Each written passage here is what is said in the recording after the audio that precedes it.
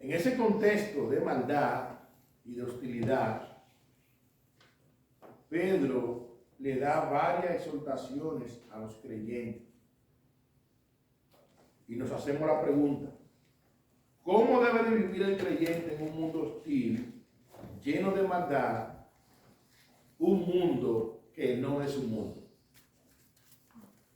Voy otra vez a la pregunta: ¿cómo debe de vivir el cristiano, el creyente, en un mundo hostil como que estamos viviendo esos hermanos?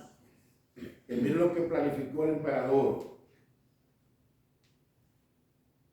Y muchas de las cosas, si nosotros vamos a la historia del cristianismo, nos vamos a encontrar que los cristianos, cuando eran amarrados, eran atrapados, lo amarraban y en el Coliseo lo encendían amarrado para alumbrar el Coliseo. Encendían vivo. A los cristianos a los cuales Pedro le escribe, no estaban viviendo poca cosa. Sin embargo, ¿cómo debe vivir el creyente en un mundo hostil, lleno de maldad, que no es su mundo? Porque todos sabemos, y lo vamos a ver más adelante, con más detalle, que estamos en el mundo, pero el cristiano no es de este sistema. Amén. Ahora, veamos varias exhortaciones con esa pregunta que yo acabo de hacer. ¿Cómo debe de vivir el creyente, el cristiano, en un mundo de tiniebla, en un mundo de maldad, en un mundo donde la Biblia enseña, en 2 Corintios 4:4, que el príncipe de este mundo es ¿quién? Satanás. El sistema de maldad, el sistema de mentira, él es el príncipe de ese mundo, el príncipe de este siglo. Así que entonces vamos a responder esa pregunta que yo acabo de hacer con varias exhortaciones que Pedro le dice a su audiencia. Y la primera exhortación la vamos a encontrar en el versículo 11, la parte A. Permítame dividir este versículo en dos sesiones. La parte A. Vamos a estar usando la versión de la Reina Valera y también la Nueva Traducción Viviente. La parte A es la primera exhortación que Pedro le dice a estos hermanos y hoy a nosotros. El creyente está llamado a vivir como lo que es. ¿Y qué es el creyente? Extranjero y peregrino.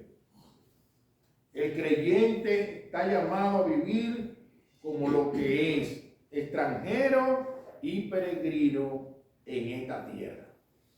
Versículo 11, la parte A dice: amados, yo os ruego como extranjero y peregrino.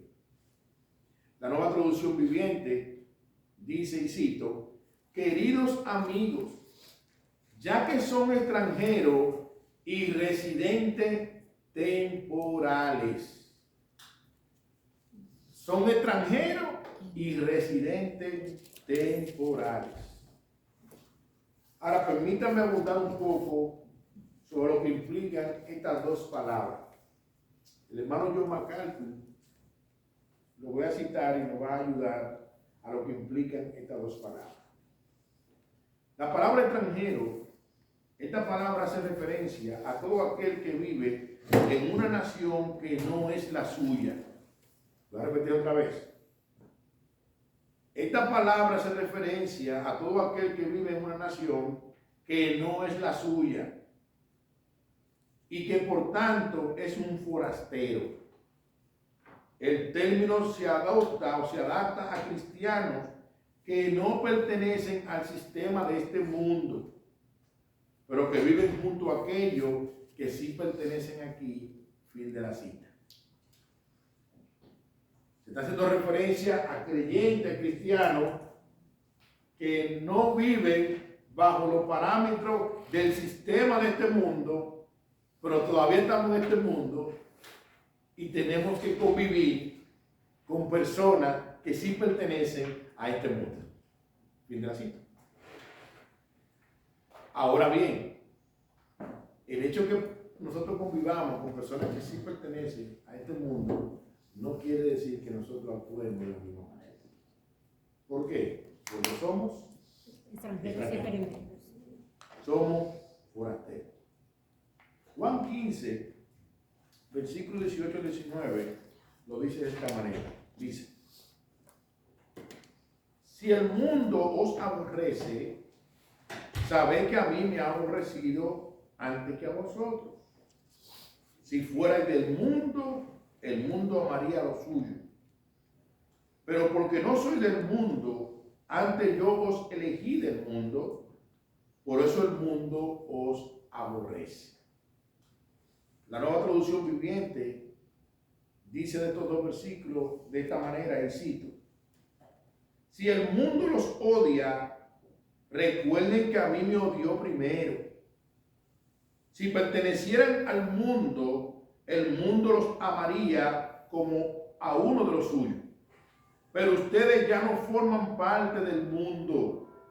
Yo los elegí para que salieran del mundo, por eso el mundo los odia. Yo los elegí para que salieran del mundo, por eso el mundo los odia. Hermano, no te haya extraño si en el mundo la gente te quiere aislar. De la misma manera como muchos despreciaron a Cristo, y creo que en otro sermón nosotros vimos que Cristo fue la piedra desechada por los edificadores, que para ellos lo desecharon, pero para nosotros esa piedra es preciosa. Amén. ¿Pero para quiénes? Para los que hemos creído. Amén. Para los que hemos creído, Cristo es precioso. Amén. Pero mucha gente desechan a Cristo y no quieren saber de Cristo. Para esa gente, Él viene a ser la principal piedra del ángulo. Entonces, Pedro le exhorta a estos hermanos, en medio de esta planificación de maldad de Nerón, en medio de lo que estaban ellos viviendo, en medio de su dispersión, Pedro le exhorta que ellos tenían que vivir como lo que son. ¿Y qué es lo que son? Extranjeros. Esa no es nuestro mundo. No, por eso que también él les exhorta que son extranjeros, pero también son peregrinos. Amados, yo ruego como extranjero y peregrino. La palabra peregrino, estoy diciendo lo que hermano Macarco, es un sinónimo para extranjero y se refiere a un visitante que viaja por un país y que quizás tiene allí una breve estadía. Recordemos que la versión de la Nueva Traducción Viviente, en lugar de usar la palabra peregrino, usa ¿qué? Residente como temporales. Residentes temporales. Nosotros estamos llamados a vivir de este lado de la eternidad como lo que somos. ¿Qué somos? Somos extranjeros y peregrinos. Estamos temporalmente. Hermano, esta vida es temporal. Todo lo que se ve es temporal. Todo lo material es temporal. Tu vida y mi vida es temporal. Lo único que es eterno es lo que Cristo ofrece. Vida eterna. Amén. En la primera carta de Crónica, capítulo 29, versículos 14 y 15, David reconoció esta gloriosa verdad en el contexto donde él se estaba regocijando y alabando porque el pueblo ofrendó voluntariamente a la hora de edificar la casa de Jehová, la cual ustedes saben que la edificó su hijo Salomón. Mira lo que dice David en primera de Crónica, capítulo 29, versículos 14 y 15, dice: porque ¿quién soy yo y quién es mi pueblo para que pudiese ofrecer voluntariamente cosas semejantes? Pues todo es tuyo y de lo recibido de tus manos te damos. Porque nosotros extranjeros y advenedizos somos delante de ti, como todos nuestros padres y nuestros días sobre la tierra, cual sombra que que no dura. Wow. David en el Antiguo Testamento estaba reconociendo esta gloriosa verdad. Somos extranjeros y advenedizos. Estamos de pasada por un poco de tiempo. Y no solamente David reconoció esto, sino que dice que nuestros padres también. El escritor a los Hebreos dice de los hombres y mujeres de fe lo siguiente. Hebreos capítulo 11, versículo 13 dice: conforme a la fe murieron todos estos sin haber recibido lo prometido, sino mirándolo de lejos y creyéndolo y saludándolo y confesando que eran extranjeros y peregrinos sobre la tierra. Wow. Si tú coges el capítulo 11 de Hebreo, vas a encontrar los grandes hombres y mujeres de fe.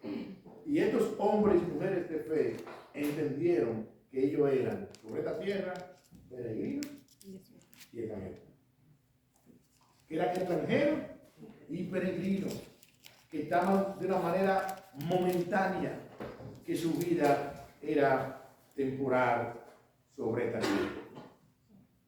Es interesante recordar, y lo hemos dicho en varios sermones, lo que Pablo le dijo a los filipenses: nuestra ciudadanía no está aquí, está en los cielos. Filipenses capítulo 3, versículo 20. Nuestra ciudadanía no está aquí.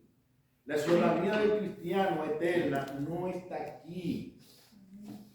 Por eso es que nosotros debemos de pedirle a Dios en oración intencionalmente que nos ayude a no aferrarnos a lo de aquí. ¿Sabían tú, o sabían ustedes, que hay mucha gente que se aferran a lo material a una magnitud que muchos quizás hemos escuchado de personas que pierden algo y se han quitado la vida? Y hay personas que han perdido algo y se han quitado la vida. Pero la Biblia nos enseña en 1 Timoteo capítulo 6 que nada hemos traído a este mundo y sin duda nada nos vamos a llevar. Hermano, es una gloriosa verdad, eso es así. Nada hemos traído a este mundo. Cuando tú naciste y yo nací, todo lo que nosotros vemos ya estaba hecho. Y cuando cerremos los ojos, todo lo que nosotros vemos se va a quedar. Nadie se lleva absolutamente nada. Sin embargo, hay mucha gente que las cosas materiales lo ponen como su Dios. Pedro le exhorta a su audiencia que estaba viviendo bajo la presión de Nerón: yo ruego como extranjero y peregrino. Ustedes son forasteros. Ustedes recuerden que están de pasada sobre este mundo. A la segunda exhortación que Pedro le da está basado en la parte B del versículo 11. La parte B del versículo 11 dice: que os atengáis de los deseos carnales que batallan contra el alma. La Nueva Traducción Viviente dice, y cito: les advierto que se alejen de los deseos mundanos que luchan contra el alma. Vivan como extranjeros y peregrinos, pero también en ese caminar absténganse ¿de qué? De los deseos mundanos que luchan contra el alma. Es interesante resaltar, hermano, y yo cuando estaba preparando este sermón me gozaba, porque los estudios que ya concluimos el martes pasado, nosotros hemos hablado de todo esto. Y cómo Dios, de una manera providencial, en los estudios de los martes y en el sermón, como que ha conectado las cosas. Sí, gloria a Dios.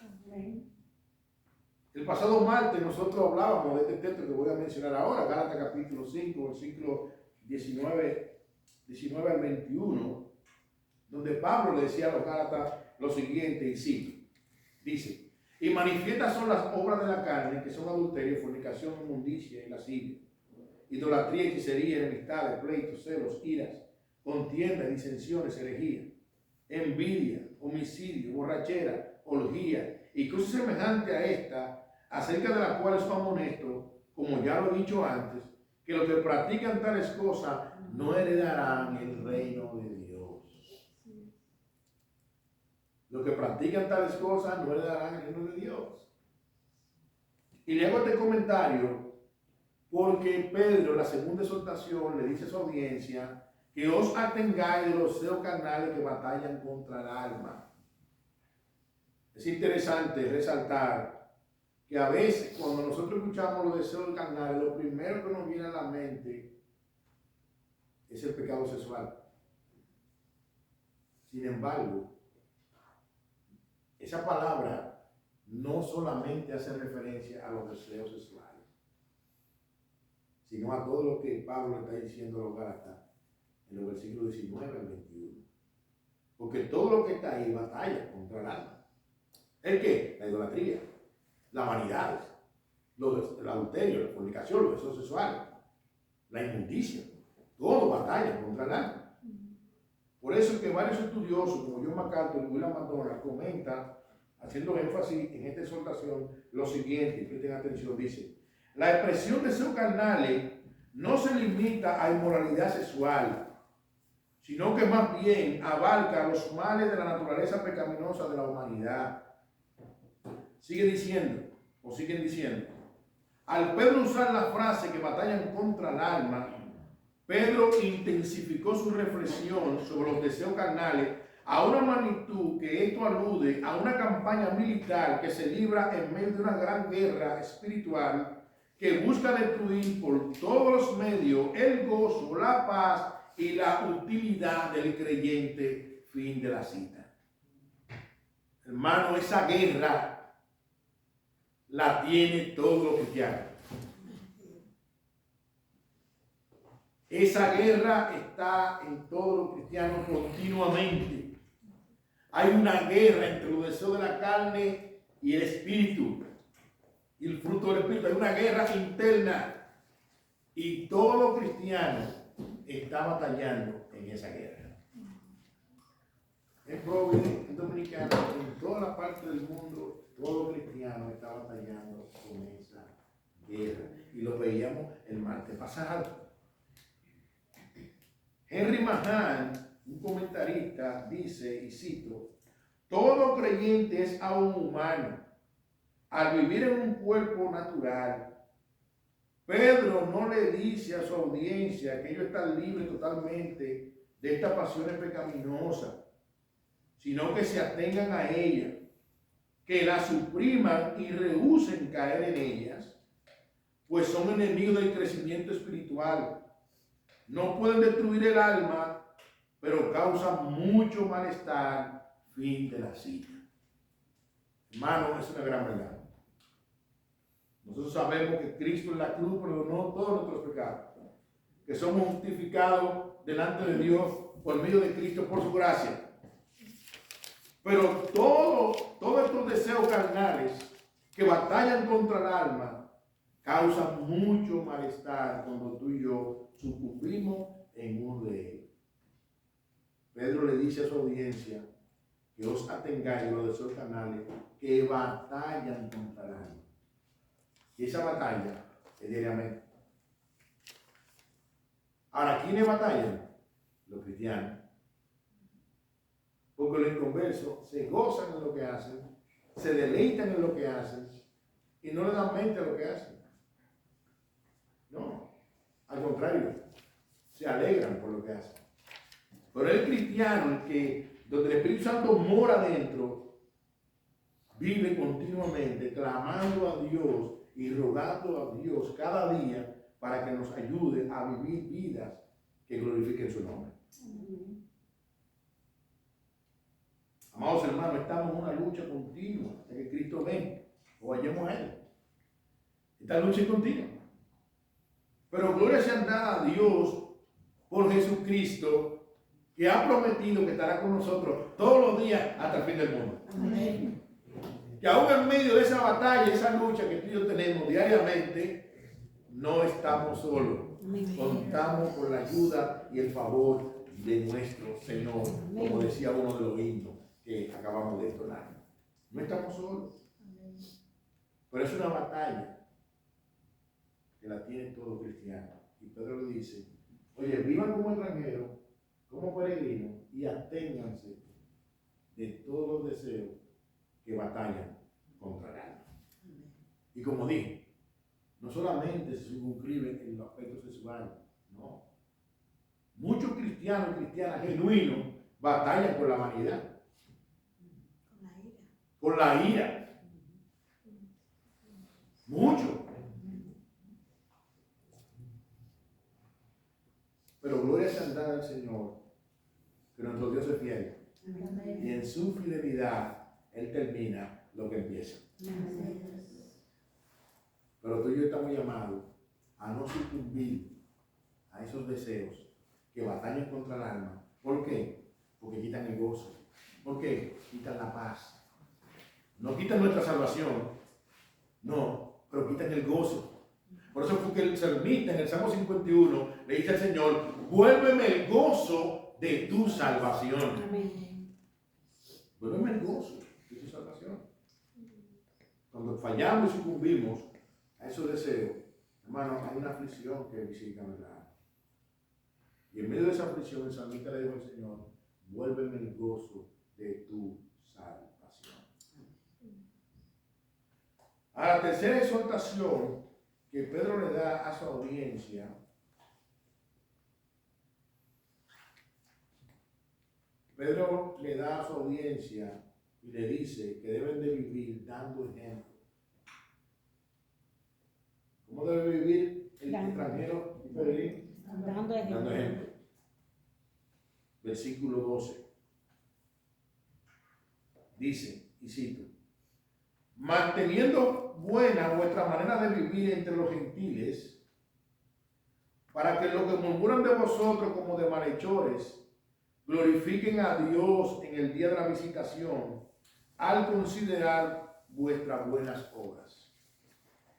La Nueva Traducción Viviente dice, y cito, procuren llevar una vida ejemplar entre sus vecinos no creyentes. Así, por más que ellos lo acusen de actuar mal, verán que ustedes tienen una conducta honorable y le darán honra a Dios cuando Él juzgue al mundo. Wow. Voy a repetir otra vez el versículo. En la tercera exhortación, Pedro le dice a su audiencia que estaba dispersa, que Nerón había planificado toda esta maldad, que estaban viviendo en un mundo hostil, lleno de maldad, como tú y yo estamos viviendo en un mundo también lleno de maldad. Pedro les llama y les exhorta a que deben de vivir dando ejemplo. Procuren llevar una vida ejemplar. ¿Entre quiénes? Entre sus vecinos no creyentes. Recuérdense que nosotros estamos en el mundo, pero no somos del mundo. No somos del sistema, pero nos ha tocado vivir dentro del sistema. Entonces, en ese sistema, procuren no vivir, procuren llevar una vida ejemplar entre sus vecinos no creyentes. Así, por más que ellos lo acusen de actuar mal, verán que ustedes tienen una conducta honorable y le darán honra a Dios cuando Él juzgue al mundo. Permítame compartir dos comentarios de este versículo.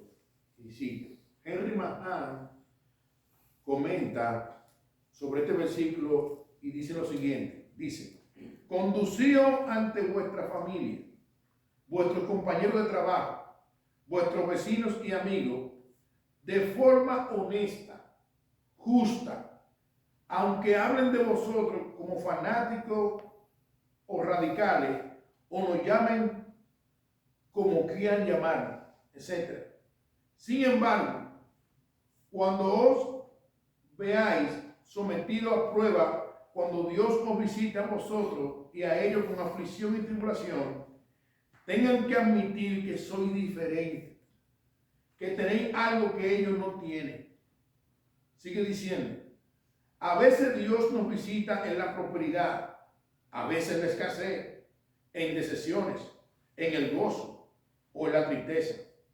Pero la manera en que nos conduzcamos bajo diferentes situaciones determinará si aquellos que nos observan glorificarán a Dios o se burlarán de nuestra profesión como cristianos en el día de su visitación, sea para juicio o para mostrar misericordia. Fin de la cita. Wow. La manera que tú y yo nos conducimos trae gloria a Dios, o también trae que el nombre de Dios sea blasfemado. Por eso es que alguien decía en una ocasión, el error de un cristiano no afecta a todos. John MacArthur comenta y cita, la palabra griega que se traduce buena en este versículo denota una conducta honorable e implica la bondad más pura y excelente y atrayente. El cristiano, después de haber disciplinado su vida interior privada, debe vivir afuera entre los no cristianos de tal manera que refleje esa disciplina a una magnitud que nuestro testimonio sea de impacto para la vida del incrédulo. Sigue diciendo, cuando Pedro dice aquí el día de la visitación, hace referencia que cuando la gracia de Dios visita el corazón de un incrédulo, él mismo puede responder con fe salvadora y glorificar a Dios porque recuerda el testimonio de los creyentes que ha observado. Pero también aquellos que no crean experimentarán la visitación de su ira en el día del juicio, fin de la cita. Hermano, a ti y a mí me están observando. ¿Quiénes nos observan? Los incrédulos. ¿Quiénes nos observan? Aquellos que están esclavos y ciegos y muertos en su delito y pecado, influenciados y poseídos por Satanás. Ellos nos observan. Y Pedro le dice a su audiencia que mantengan buena su manera de vivir delante de los incrédulos, para que los que murmuran como de malhechores y hablen cosas, hermano, sabemos que nosotros vamos a hablar, de Cristo hablamos. Pero el llamado es que tú y yo estamos llamados. ¿A qué? A caminar de una manera que traiga gloria a Dios. Amén. Que si mintiendo, dice Mateo capítulo 5, habla, bienaventurado cuando vituperen y hablan toda clase de mal sobre vosotros, mintiendo, vos sois alegrados, porque vuestro galardón es grande en el reino de los cielos. Si es mintiendo. Pero si es verdad, como creyentes, yo estamos llamados a arrepentirme y a pedir perdón. Pedro le dice a su audiencia, versículo 12, manteniendo buena vuestra manera de vivir entre los gentiles, para que los que murmuran de vosotros como de malhechores glorifiquen a Dios en el día de la visitación.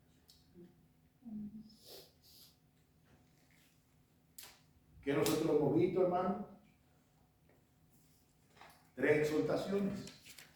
Primero, debemos vivir como lo que somos. Somos extranjeros y peregrinos. Segundo, estamos llamados a abstenernos, a no sucumbir a los deseos. Es una batalla que tiene cada cristiano. Tercera exhortación, estamos llamados a vivir vida que den ejemplo. 3 aplicaciones que quisiera compartir en esta tarde.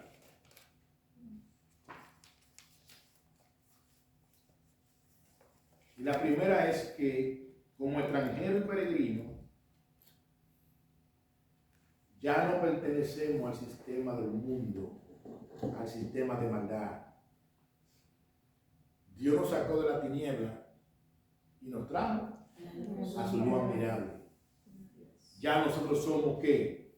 Linaje escogido, real sacerdocio, nación santa, pueblo adquirido por Dios para posesión de Dios. Ya nosotros no nos pertenecemos, le pertenecemos a Dios. Amén. Ya nosotros estamos en este mundo, pero no somos un sistema. Amén. Amén.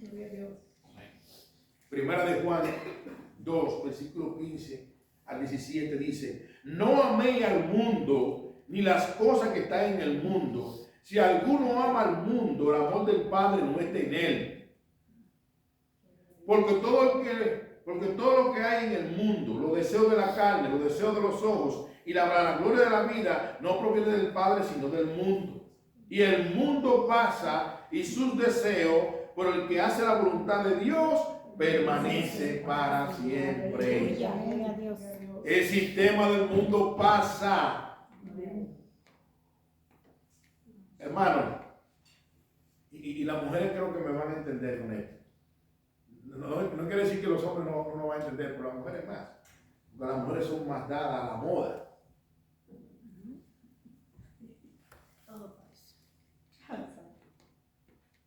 Una vez salieron unos pantalones en Palacio. Estaba todo el mundo, los pantalones en Palacio. Después vinieron los tubitos, nadie quería los pantalones en Palacio. Ahora volvieron los Palacios. Otra vez. El cristiano no puede dejarse presionar de este sistema. Amén. Porque este sistema lo que produce es ansiedades. Y hermano, en nuestra condición caída, muchos de nosotros hemos sucumbido al sistema. ¿Es así o no? Sí. Claro, hemos sucumbido al sistema. Salió el 15, salió el 16, salió el 20. Estamos, no, tranquilo. Juan le dice: no amé al mundo. ¿Y de qué mundo está hablando Juan? Juan está hablando del sistema demoníaco del diablo. La palabra mundo en ese texto no es la misma que Juan 3:16 ni tampoco del Salmo 24. No, de Jehová la tiene su plenitud, el mundo que la vida, el Salmo 24. Una cosa es el cosmos y otra cosa es el sistema. Y Juan está hablando de ese sistema. Porque el versículo 16 dice: porque todo lo que hay en el mundo, ¿qué es lo que hay, Juan? Los deseos de la carne, los deseos de los ojos, la vanagloria de la vida, no proviene del Padre, sino del mundo, de ese sistema, el cual Satanás es el príncipe de ese siglo, de ese sistema de mentira y de engaño. Nosotros tenemos que pedir a Dios discernimiento para no caer en el peregrinaje que nos ha tocado vivir. No caer y sucumbir a esa esclavitud de ese sistema. Amén. Y hermano, no podemos dejarnos presionar del sistema. ¿Claro? ¿Por qué? Porque estamos en él, pero no somos de él. Porque nos ha tocado vivir bajo ese círculo y tú y yo podemos ver en un momento determinado que el círculo nos quiera presionar, aún sea el círculo de compañeros de trabajo, de compañeros de estudio o aún de nuestros propios familiares. A veces el eso no es nada. Nosotros sucumbimos, no, porque eso no es nada. Pero que si no me edifica, si no me enriquece, si no añade nada a mi vida espiritual, la pregunta que yo tengo que hacerme es: ¿qué yo busco ahí? ¿Qué yo voy a buscar ahí? Si no añade a mi vida espiritual, si no trae gloria a Cristo. Y la Biblia me dice que todo lo que yo haga, ya sea que como, que beba, es para la gloria de Dios. Si esto no trae gloria a Cristo, no edifica mi alma, no me edifica a mí. Me he visto, pero no me conviene. Lo que yo busco ahí. El cristiano, el que es extranjero y peregrino, no debe de vivir el evangelio por sentimiento, sino por la realidad bíblica. Amén. La realidad bíblica. Amén. Glorifica a Dios, para adelante. No glorifica a Dios, no buscamos absolutamente nada. aunque sean nuestra familia. No vaya más intolerante, no vaya más radical. Decía en una ocasión el hermano Juan Manuel Vaz, que muchos conocen, si por yo apegarme a la santidad de Dios, al ayuno, a la oración y a querer vivir una vida que honre a Dios, me voy a llamar legalista por ser legalista. Gloria a Dios. Pues yo soy legalista. El martes pasado veíamos que no podemos estar ni en el liberalismo ni podemos estar en el legalismo. Tenemos que ser cristocéntricos. Amén. Tenemos que honrar, vivir lo que trae gloria a Cristo. Pastor, ¿por qué se va a molestar?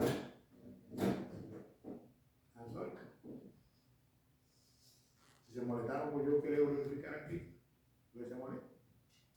Amén.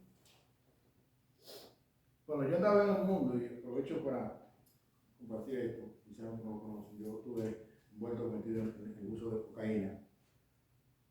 Cuando andaba con mucha cocaína, yo era un bacano. ¿Y sabe qué dijeron cuando yo vine al Evangelio? Que Dios me trajo. Que yo estaba loco. Pues si te dice que yo estoy loco, porque yo quiero agradar a Dios, pues yo estoy loco. Y aunque lo decían hasta familiares, tenemos que estar preparados. ¿Por qué? Porque nosotros estamos llamados a amar este sistema. Nosotros tenemos que estar en un ambiente que glorifique a Dios. Que glorifique a Dios. Ahora va a haber ambiente que nosotros vamos a llegar, que lamentablemente se sale de nuestra mano. Hay cosas que se salen de nuestra mano. Pero yo no puedo ir a un ambiente donde yo puedo decir, no voy para allá. Porque el ambiente no glorifica a Dios. Lo vamos a ver más adelante por qué. A la segunda aplicación es que tú y yo estamos en una batalla. Recuérdense que Pedro le está diciendo a su audiencia, ya usted no tiene pecado, ya usted solo extranjero previno. Y yo digo, no, todavía Dios nos salvó, pero todavía estamos en un cuerpo que hay remanente de pecado en nuestra vida. Es un remanente de pecado. Y el que dice que no ha pecado, constituye a Dios mentiroso. Es un remanente. Ahora, el martes pasado, nuestra hermana Zaira en su intervención en el estudio dio una buena exhortación y nosotros la vamos a repetir otra vez. ¿Qué debemos de hacer nosotros si sabemos que estamos en una batalla continua? Vestirnos de la armadura de Dios, que dice Efesios capítulo 6 versículos 10 al 17 lo siguiente, dice: por lo demás, hermanos míos, fortaleceos en el Señor y en el poder de su fuerza, vestidos de toda la armadura de Dios, para que podáis estar firmes contra las acechanzas del diablo, porque no tenemos lucha contra carne y sangre, sino contra principados, contra potestades, contra gobernadores de las tinieblas de este siglo, contra huestes espirituales de maldad en las regiones celestes. Por tanto, tomad toda la armadura de Dios, para que podáis resistir en el día malo, y habiendo acabado todo, estar firmes. Estad pues firmes, ceñidos vuestros lomos con la verdad, y vestidos con la coraza de justicia, y calzados los pies con la apresto del evangelio de la paz. Sobre todo, tomad el escudo de la fe, con que podéis apagar todos los dardos de fuego del maligno, y tomar el yelmo de la salvación y la espada del Espíritu, que es la palabra de Dios. Algo que quisiera resaltar, hermano, es que hay muchos imperativos. Está, tomar, no es una opción, es que es un mandamiento para nosotros poder estar firmes ante las acechanzas del diablo, que es nuestro adversario. Debemos de tomar, debemos estar, y ahí está la armadura. Amén. Amén. Y sobre todo está el arma ofensiva del cristiano, que es la espada del Espíritu, que es la palabra de Dios. Amén. Gloria a Dios. Tenemos que sumergirnos en la palabra de Dios. Tenemos que dominar la palabra de Dios. Para cuando vengan todos esos deseos carnales que nos vienen, hermano. ¿Tú sabes a quién no le vienen los deseos carnales? A los muertos. Los muertos no oyen, ni entienden ni padecen. Pero los que están vivos, a eso le viene. Y no podemos nosotros, amados hermanos, ignorar que Satanás anda como león rugiente buscando a quien devorar. Por eso un predicador, ya murió otra presencia del Señor, Adrian Roy, decía que el cristiano que no quiere caer no debe andar en lugares resbalosos. Cada vez que tú y yo andamos en lugares resbalosos es muy probable que caigamos. Porque hay una naturaleza caída en nosotros todavía. Nuestros cuerpos no han sido glorificados todavía. Y es por eso que el martes pasado hablábamos de lo que la Biblia exhorta, que debemos de amarnos los unos a los otros, orar los unos por los otros, ayudarnos los unos a los otros, alentarnos los unos a los otros, convivir los unos a los otros como familia de Dios que somos. Amén. Porque todos estamos en la misma batalla. Y todos tenemos un enemigo en común, que es Satanás y su demonio. Estamos llamados ¿a qué? A tomar la armadura de Dios. El hermano John MacArthur en una ocasión dijo que nosotros los cristianos no debemos de ponernos la armadura de Dios para ir a la guerra,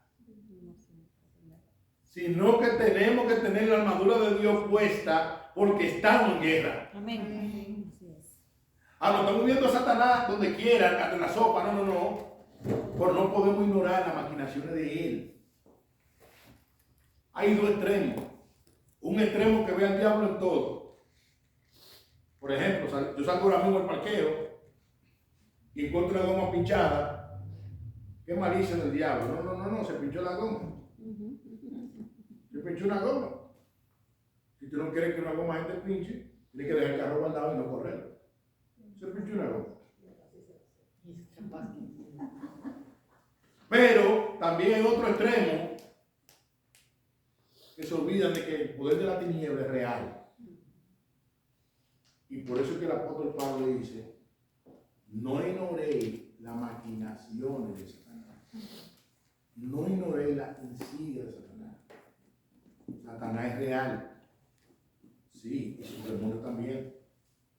Pero gloria sea dada al Señor, que el que está con nosotros es el poderoso de Israel. Amén. El que venció al diablo en la cruz de Calvario. Amén. Entonces tenemos que estar vestidos de toda armadura de Dios. ¿Cuándo? Todos los días. 24/7. Los 7 días de la semana. Los 24 horas. ¿Por qué? Porque Satanás anda 24/7 como león rugiente buscando a quien devorar.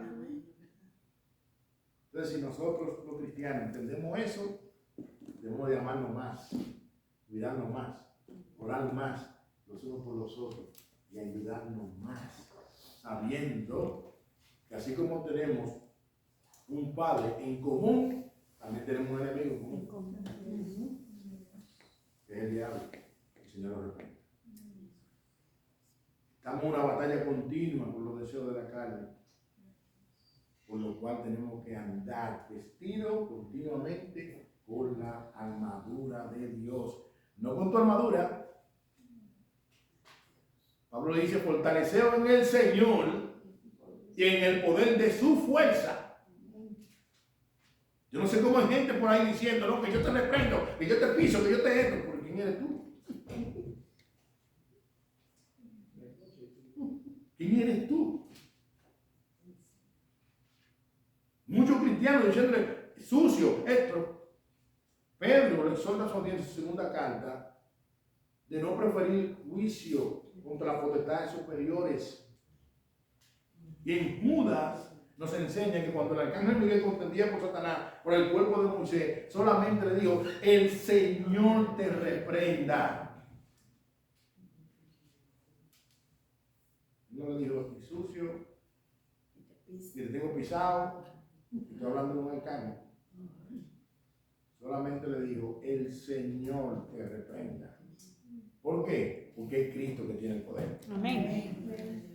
Es Él que tiene el poder. Y Amén. Él fue el que lo venció en la cruz del Calvario. A la tercera aplicación,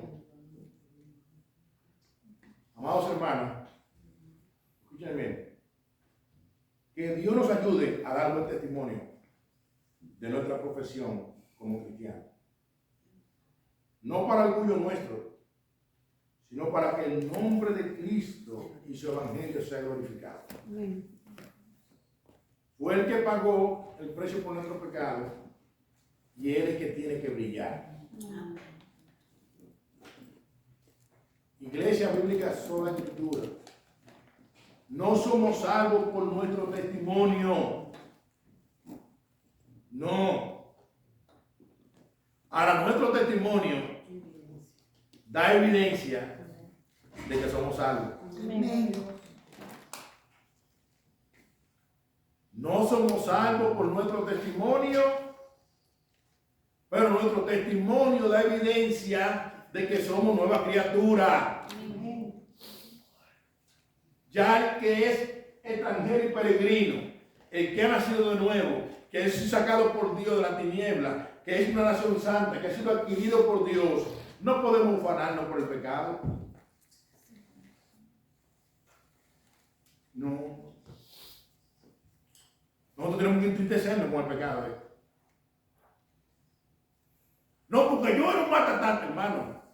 Tú lo que debes de llorar por quien tú eras y no ufanarte de decir lo que tú eras, porque ya tú eres nueva criatura.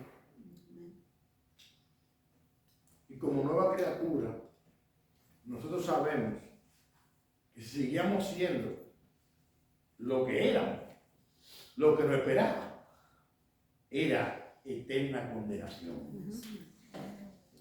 Entonces no podemos ufanarnos de nuestra ira, no podemos ufanarnos de que teníamos tantas mujeres en la calle, no podemos ufanarnos de toda la maldad que tú y yo hicimos. Al contrario, debemos de dar una y otra vez y 1000 veces gloria a Dios que nos sacó de la tiniebla y nos trajo su buen mirada. Amén. Gloria a Dios. No podemos ufanarnos del pecado. Así es. No. Estamos llamados a amar lo que Dios ama y a aborrecer lo que Dios aborrece. Y esa debe ser parte de nuestra oración. Amén. Señor, ayúdame a amar lo que tú amas y ayúdame a aborrecer lo que tú aborreces. ¿Y sabe qué aborrece Dios? El pecado. El pecado. Por eso es que Cristo en la cruz experimentó lo que le llaman los estudiosos la ausencia de Dios cuando dijo, Padre, Padre, ¿por qué me has abandonado? ¿Sabe cuándo fue eso? Cuando todo el pecado estaba siendo cargado en la cruz. Y Cristo en ese momento hubo un abandono temporal del Padre, porque Dios no quiere saber nada del pecado. A una magnitud que fíjate la muerte horrenda que sufrió Cristo por el pecado tuyo y por el pecado mío. Pedro le dice a su audiencia, mantengan vuestra buena manera de vivir entre los gentiles. Si fallamos, pues no somos perfectos, tenemos que pedir perdón. Pero dentro de nosotros nos movemos, el ciclo de nosotros nos movemos. La gente tiene que ver que si yo digo que soy cristiano, la gente tiene que ver un cambio. Sí, porque si no ven un cambio en mí, el nombre de Dios puede ser blasfemado. Y la espalda nuestra, hermano, ¿qué es esto? Y esto es una realidad. Aún nuestros propios familiares que no conocen a Dios pueden decir de espalda nuestra que nosotros podemos sucumbir a algo. Y de espalda nuestra puede decir, mira, que cristiano. Sí, hermano, porque están muertos en delitos y pecados, porque están esclavizados por el poder de la tiniebla. Y aún nuestros propios familiares pueden ser usados por el diablo. Es una realidad clara y contundente de la Sagrada Escritura. Aquí no hay área grises. Jesús dijo, el que no es conmigo es contra mí. El que no recoge, desparrama. El que no le sirve a Dios, le sirve al diablo. Así es. Tenemos que saber cómo nosotros nos estamos conduciendo. ¿Cómo nos vamos a conducir? Que Dios nos ayude a dar buen testimonio. Porque en el día de la visitación, el Señor puede usar nuestro testimonio. Vuelvo y digo, no somos salvos por testimonio, pero Dios puede usar nuestro testimonio para revelársele a otra persona. Esa persona decir, wow, yo conocía a Pascual, a Perfume, verdaderamente Dios es real. Él está glorificando a Dios ahí. Verdaderamente Dios es real, porque yo pensaba que ese hombre como iba, mira. Y mira lo que hizo Dios. Ahí está glorificando a Dios. Yo conocía a Zaira, pero cuando se convirtió, wow, esa mujer, mira, bailaba un solo pie. Y eso era terrible. Se subía un pico a una botella y daba una vuelta. Pero cuando vino Cristo a su vida, wow. En Dominicana nosotros tenemos una hermana llamada Charo, que ella cuando llegó a la iglesia fue por el testimonio.